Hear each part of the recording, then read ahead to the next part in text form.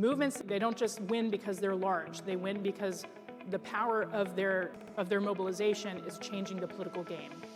They are maintaining discipline, and they are using a variety of nonviolent methods.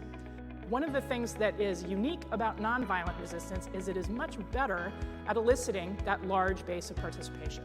It's a much more inclusive method of struggle than armed struggle. People from all walks of life, with all abilities, all ages, all genders, can participate in many different ways that are kind of known and obvious, and that means that the average nonviolent campaign is something like 11 times larger as a proportion of the population than the average armed campaign.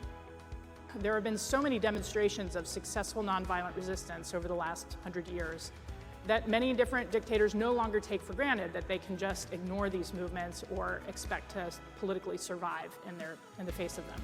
Autocratic regimes have adapted and shared a playbook for suppressing them.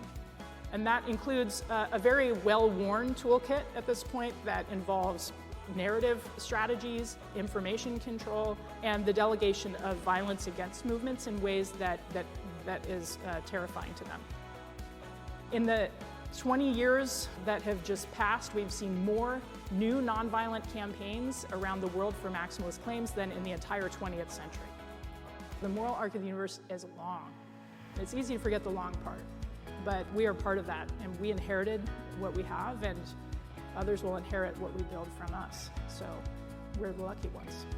I'll leave you with this final reflection of King that he said during his Nobel Peace Prize lecture.